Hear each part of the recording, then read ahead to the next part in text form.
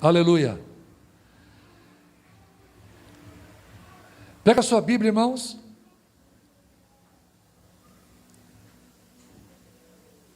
E abra aí no livro de Romanos, capítulo 8, versículo 15. Glória a Jesus. Romanos, capítulo 8, versículo 15. Diz assim: porque não recebestes o espírito de escravidão, para viverdes outra vez atemorizados, mas recebestes o espírito de adoção, baseados no qual clamamos, Abba. O que significa Abba, irmãos? Ou Abba, significa Pai. Tá?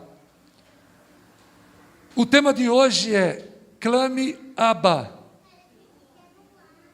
E o nosso objetivo hoje, irmãos, é compreender que não podemos viver sem o Pai Celeste. E o que significa Abba, irmãos?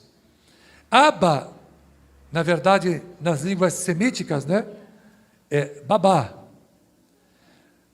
Significa papá, nas latinas. E dadá, nas anglo-saxônicas. Papai na língua portuguesa. E isso é a forma carinhosa com que a criança chama o seu pai. Tá bom? Babá para os semíticos, papá nas latinas, dadá nas anglo-saxônicas e papai na nossa língua portuguesa, apesar de ser latina, nós não falamos papá, nós falamos papai. E isso é a forma carinhosa, irmãos, com que a criança chama o seu pai querido. Mas quem era eu? Quem era você para chamar o Deus Todo-Poderoso de papai? Que ousadia seria essa? Irmãos, os judeus tinham problema com esse negócio de Jesus chamar a Deus de papai.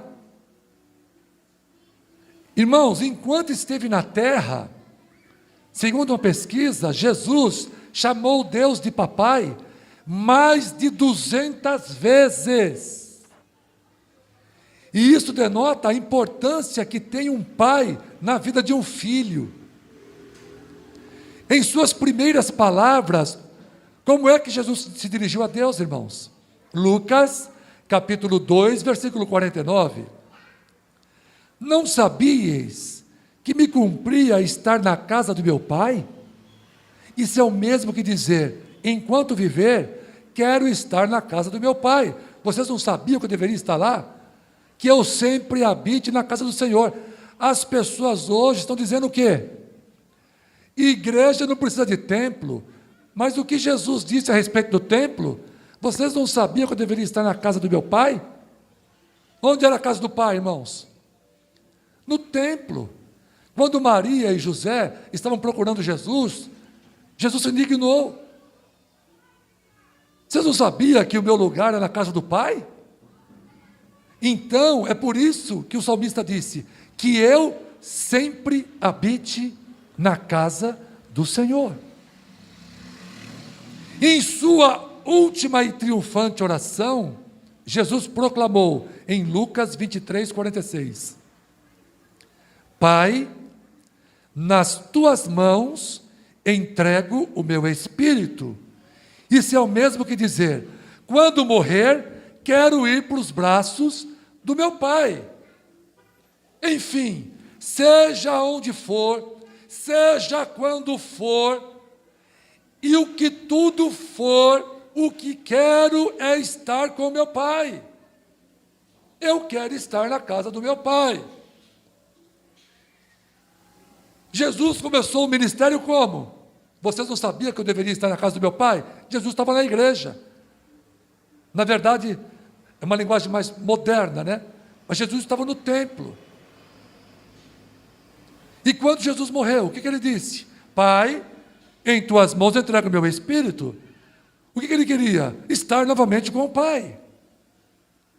Tem muita gente hoje que não tem vontade de estar na igreja. Não tem vontade de estar na casa do Pai. E quando você chama atenção, fica bravo. A igreja somos nós. Eu não preciso ir lá não. A igreja somos nós. O diabo te enganou. O diabo te enganou. Temos que estar na casa do Pai. Nós cremos que Jesus, irmãos, chamou Deus de Pai em todas as suas orações, com uma única exceção. Quando foi que Jesus não chamou Deus de Pai? Quando ele estava na cruz. O que ele falou? Enquanto ele estava na cruz: Deus meu, por que me desamparaste? Por que ele não falou assim, papai, Abba, né? Abba, por que me desamparaste? Porque não faz parte do caráter de um pai abandonar um filho. Então na cruz, Jesus não chamou Deus de pai, chamou Deus de Deus, meu Deus. Eloi, Eloi, lama sabachthani. Significa, Deus meu, por que me desamparaste? Lá em Romanos capítulo 8, versículo 15, Paulo disse: recebestes o Espírito de adoção, baseados no qual clamamos, Abba, Pai, Abba. Então, irmãos, clame Abba quando se sentir perdido no caminho. Clame Abba. Romanos capítulo 8, versículo 16, parte B. O próprio Espírito testifica com o nosso Espírito que somos filhos de Deus. Se sabemos que temos a Deus como Pai, clame a Ele quando se sentir perdido e emaranhado nas veredas do mundo mau. Pastor Marcos Lucado nos relata o seguinte: minha filha Gena e eu estávamos vários dias na bela cidade de Jerusalém, e eu prometera levá-la para Jerusalém, quando eu completasse 12 anos, cada uma de minhas filhas, e assim ele fez. Uma tarde, isso é ele contando, quando saíamos pelo portão, Jafa, vimos-nos atrás de uma família de judeus ortodoxos, e um pai e suas 3 filhinhas. Uma das garotas, talvez com uns 4 anos de idade, ficou alguns passos atrás, e não pôde enxergar o pai. Então ela clamou, Abba! Ele parou e olhou. Só então compreendeu que se afastara de sua filha. Abba! Clamava ela. Ele a localizou imediatamente, estendeu-lhe a mão, a segurou firmemente, enquanto descia uma rampa. Quando ele parou numa rua movimentada, ela caminhou pelo meio-fio e ele a puxou de volta. Quando o semáforo abriu, ele guiou-a juntamente com suas irmãs, através do cruzamento. No meio da rua, ele abaixou-se, tomou-a nos seus braços e continuou andando com a sua filhinha no colo. Irmãos, não é disso que nós precisamos? Um pai, um Abba, que ouve quando nós chamamos. Lembra da menininha? Abba, chamando o seu pai, um judeu. Um Abba que segura a nossa mão quando estamos fracos. Um Abba que nos guia através dos cruzamentos agitados da vida. Não carecemos todos de um Abba, irmãos, que nos tome nos braços e nos leve para casa? Todos precisamos de um pai. Portanto, não temas quando se sentir perdido no caminho, pois o amor do Pai te guiará, o amor do Pai te acolherá, o amor do Pai te confortará, o amor do Pai te protegerá. Você crê que o Espírito do Pai Celestial está te guiando em todos os momentos, irmãos? Amém? Você pode se manifestar aqui na igreja? Amém? Em todos os momentos. Vocês não estão sozinhos. Então, clame Abba quando se sentir o pior pecador da igreja e o pior pecador do mundo. 1 João capítulo 1, versículo 9. Se confessarmos os nossos pecados, Ele é fiel e justo para nos perdoar os pecados e nos purificar de toda a injustiça.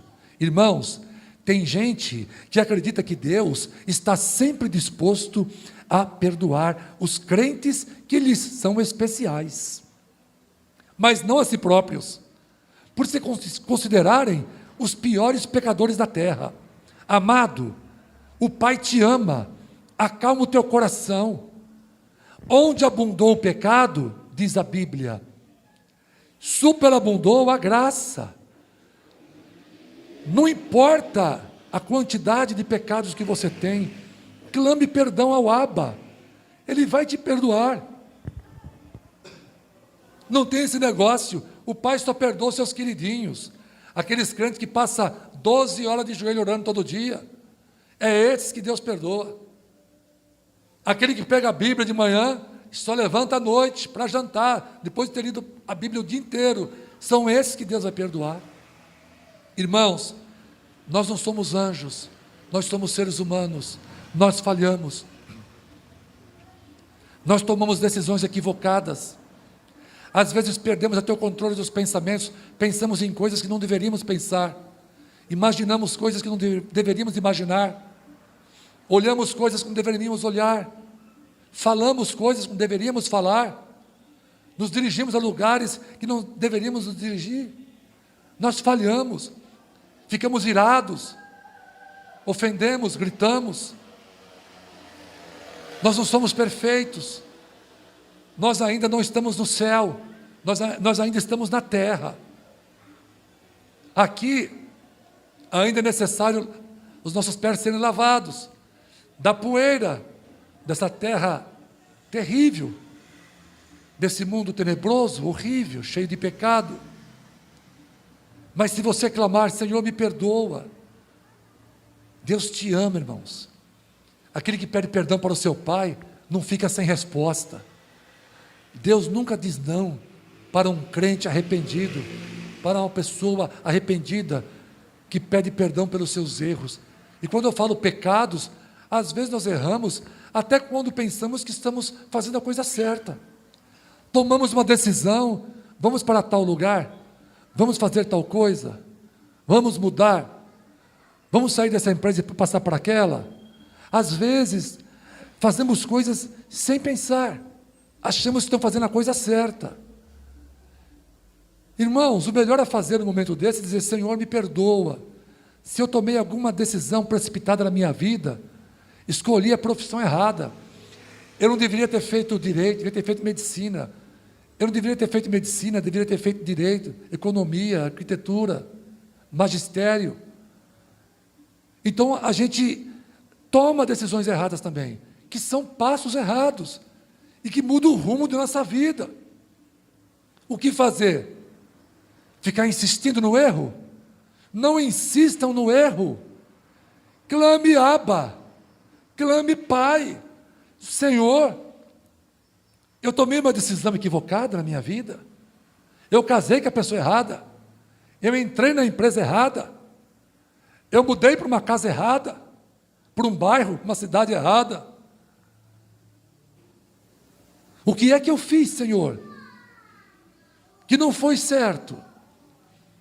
Eu quero me apresentar a Ti, humildemente, te pedir perdão.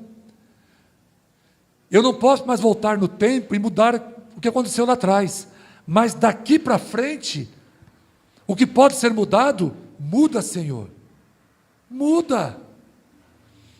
Há mudanças que vêm para o nosso bem, há mudanças que vêm para atrapalhar. Ontem eu estava conversando com o Renan, né, Renan?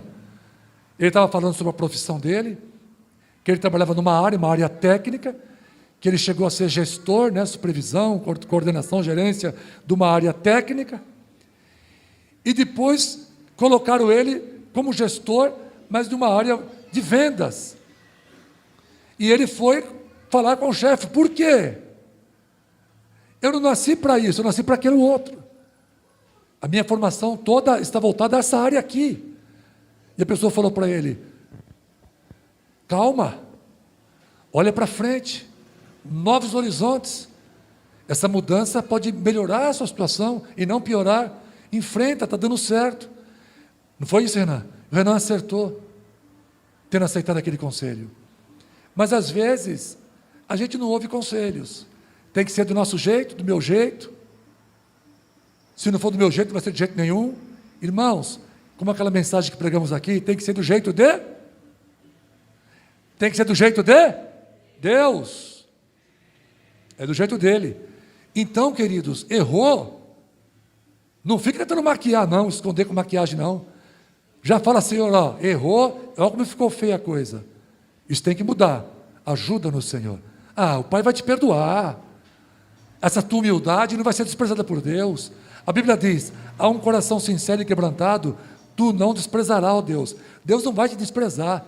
Ele vai mudar a tua história. Você vai vencer. Amém, irmãos? Você vai vencer. Deus te ama. Ele sente um amor que você não imagina. O amor de Deus você não consegue imaginar. Irmãos, há alguns anos atrás, hoje eu não estou tão bonzinho assim não, mas há alguns anos atrás, eu fiquei incomodado que a minha casa estava cheia de formiga. É formiga na pia, às vezes já aconteceu na casa de vocês isso, aquelas formiguinhas. Aconteceu já? Vocês estão falando que já aconteceu, não me convide para jantar na casa de vocês, tá? Nem almoçar. Estou brincando, eu vou assim. Só lavar lá e acabou, né? Estou brincando. Então o que acontece, irmãos? Quando eu vi aquelas formiguinhas andando para cá para lá, eu falei, eu vou acabar com as formiguinhas. Vou acabar. E eu comprei veneno, aquelas de seringa, já viram? É um gelzinho que sai. Comprei, quantas caixas? Umas 3 caixas, né, Edneia? Comprei. Acho que foi uma barata e 2 para formiga. E eu guardei lá no armário. Irmãos, passou-se acho que 1 ou 2 anos. E a seringa guardada no armário. A Edneia falou assim para mim, escuta, as formigas até já morreram de velha, para tudo embora.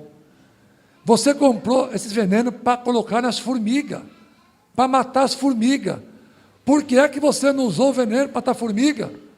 Eu falei, porque eu fiquei com dó da formiga. Eu fiquei com pena da formiga, eu senti amor. Eu vi que elas estão felizes, né, andando assim felizes. E eu não tive coragem, irmãos, de pegar o veneno do armário e colocar lá para matar as formigas. Não tive coragem. E elas morreram de velha, porque passou 2 anos e eu não tinha colocado veneno ainda. Irmãos, eu acho que se a Diné abrir lá, tem veneno lá até hoje lá. Já vai fazer uns 5, 6 anos mais. Oi? Dei para a Carol, né? A Carol está dizendo que eu doei para eles. O remédio de formiga doei para a Carol, assassina. Então, irmãos, onde eu quero chegar? Se um ser humano não conseguiu aplicar veneno na formiga, você acha que Deus, o teu Pai, vai aplicar veneno em vocês, irmãos?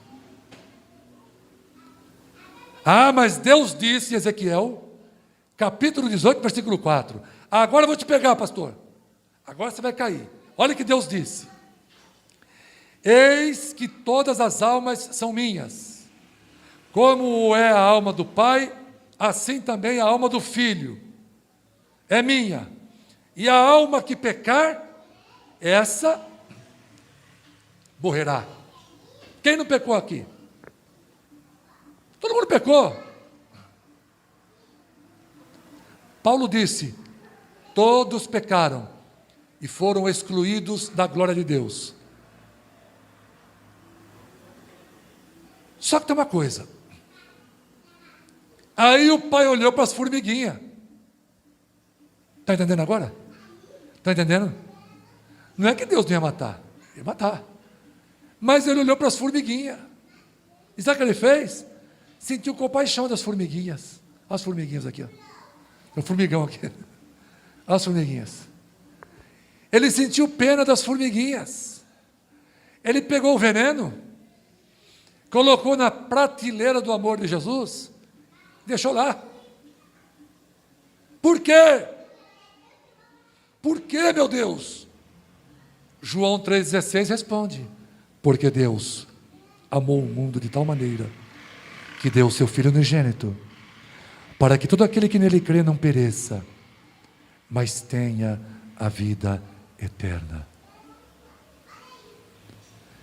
Você quer saber mesmo quando é que Deus vai usar esse veneno? Nunca!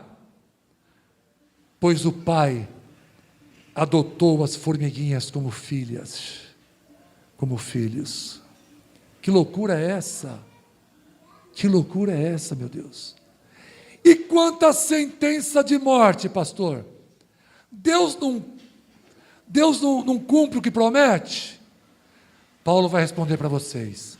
1 Coríntios, capítulo 15, versículos 54 e 55.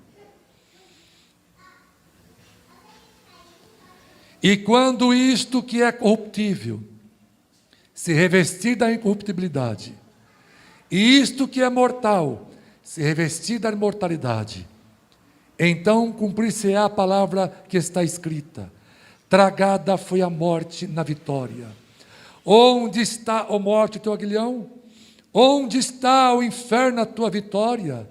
Onde está a morte prometida por Deus, irmãos? O Pai a tragou na vitória de seu Filho Jesus. Porque você é santinho? Não. Porque você é bonzinho? Não. Porque você é bonitinho? Piorou. Não. Porque você é riquinho? Também não. Em hipótese alguma, então por quê? É porque o Pai nos amou. Ele nos amou. Ele te amou de uma tal maneira que deu seu Filho unigênito, para que você nele crendo, você tenha vida, você não morra. Você tem um Pai no céu e não um monstro aterrorizante, pronto para te atacar ao menor pecado que você cometa. Clame Abba e receba perdão nesta noite, em nome de Jesus.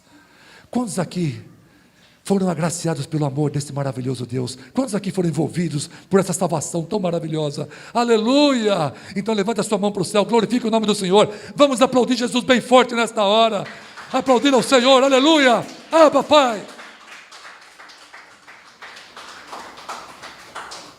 O veneno está com prazo de validade vencido, porque a morte foi tragada na vitória.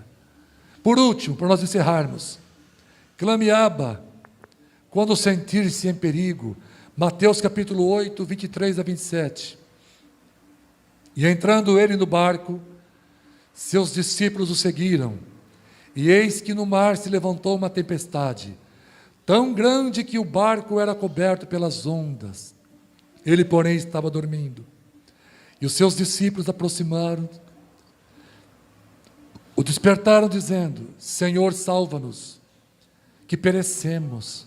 E ele disse-lhes: por que temeis, homens de pouca fé? Então, levantando-se, repreendeu os ventos e o mar, e seguiu-se uma grande bonança. E aqueles homens se maravilharam, dizendo: que homem é este, que até os ventos e o mar lhe obedecem? Aleluia! Você está assustado, irmãos? Tua saúde está em perigo? O teu emprego, o teu trabalho está em perigo? Não está rendendo o que você esperava render? As coisas não estão dando certo, você está com medo? Está com medo de ser surpreendido pela Covid-19? Qual é o pavor da sua alma? Irmãos, você tem um Pai cuidando de vocês. É diferente. É diferente. Parece que eu tenho uma lembrança, irmão, sabe? Quando eu era pequeno, o meu pai estava empurrando um balanço, sabe? Ah, Renato, você leva a Bianca na praça? Então, você está empurrando lá? E meu pai estava empurrando. E voltava. E eu estava tranquilo. Ele empurrava forte, eu ia lá para cima, eu gostava de esticar as perninhas assim, ó. Ia lá para cima e voltava, e voltava. Só que aí, irmãos, eu percebi uma coisa diferente me empurrando. Quando eu olhei, o meu pai tinha parado de me empurrar. Ele deixou outra pessoa me empurrar. Quando eu vi aquilo, eu comecei a chorar. Não, não, não, não, não. E mostrou balançar o balanço. Não, não quero, não quero. Aí meu pai voltou a me empurrar. E quando ele voltou, meu coração acalmou. Ele podia me jogar lá em cima, e eu não tinha mais medo. Mas a altura, pastor, eu não tinha medo. Era a mão do Abba. Era a mão do Pai que estava me empurrando. Irmãos, eu não sei em qual balanço você está sentado. E não sei qual é a altura que esse balanço está chegando. Pode ser assombrosa essa altura, assustadora. Dá uma olhadinha para trás. Se for a mão do Pai, fique em paz. Fique em paz porque você não vai cair. Deus está controlando todas as coisas na sua vida.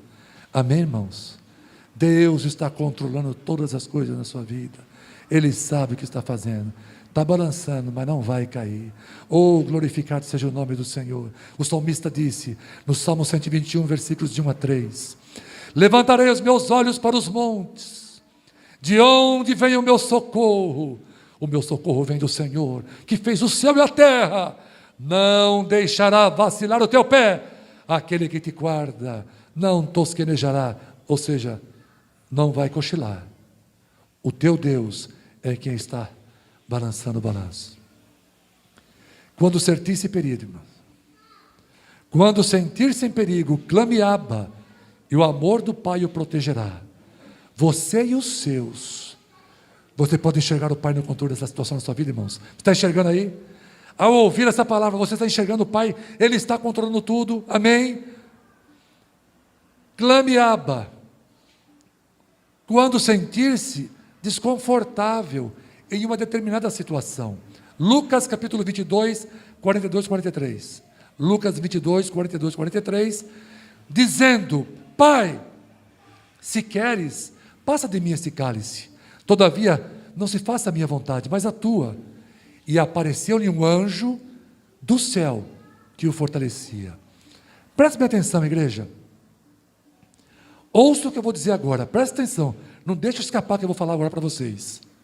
O anjo do conforto está presente hoje aqui. Quem crê nisso? O anjo do conforto está aqui, o Espírito Santo de Deus. Ele está nos confortando nesta noite. Se você está vivendo uma vida desconfortável, dentro da família, dentro do trabalho, na empresa, na escola, na faculdade, se você está vivendo uma vida desconfortável, o anjo do conforto está aqui para te confortar essa noite. Amém, irmãos? Creia nisso, receba conforto e consolo do Pai. Nós passamos sim por vales sombrios, mas quando temos o Pai por perto, tudo se torna mais seguro e suportável, porque a esperança de que estamos a caminho da saída nos reveste de ânimo e nos torna muito mais aguerridos para prosseguirmos na jornada. O salmista disse assim, lá nos Salmos 23, verso 4, ainda que eu andasse pelo vale da sombra da morte, não temeria mal algum, porque tu estás comigo. Amém, queridos? Tu estás comigo. Jesus clamou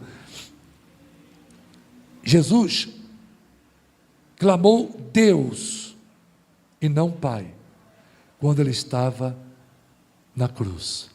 Mateus 27, 46, para a gente deixar bem claro isso. E perto da hora nona, exclamou Jesus em alta voz, dizendo, Eli, Eli, lama sabachthani, isto é, Deus meu, por que me desamparaste? Por que Jesus disse, Eli, Eli, lama sabachthani? Isso é uma linguagem arâmica, é um dialeto do hebraico.